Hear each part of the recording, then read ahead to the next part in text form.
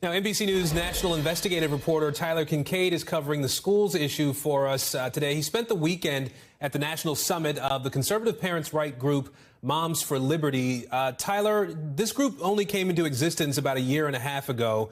It has seen pretty dramatic growth, though. Talk to us about how that happened. Yeah, well, when they started, Aaron, they got a lot of airtime on places like Fox News, Glenn Beck, Talk Radio, and so on. And the founders also had connections to some Republican operatives, so that certainly helped. But I talked to a bunch of rank and file chapter members at the summit, and they all told a similar story about how they got involved. They were upset about mask mandates and school closures during the pandemic.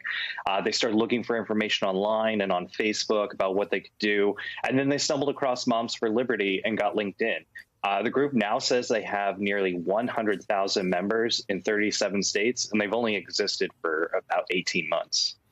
There were some pretty big Republican names at this summit there. Florida Governor Ron DeSantis, for example, gave the keynote. I want to play a little bit of what he had to say and ask you about it on the other side.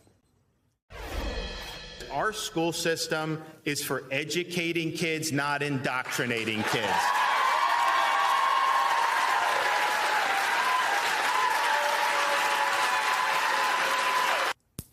So, Tyler, talk to us about some of the other big speakers there and what their messages were.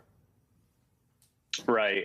Governor DeSantis was a big crowd pleaser. There were a lot of Mamas for DeSantis stickers all over the place. And he received an award from the group before his speech.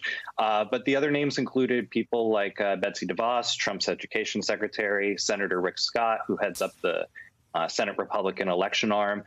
And their presence just shows how much of a player Moms for Liberty has become in conservative politics. But you also have people from conservative think tanks leading trainings for activists, a lot of talk about how school mental health programs are forms of indoctrination, which the crowd cheered to.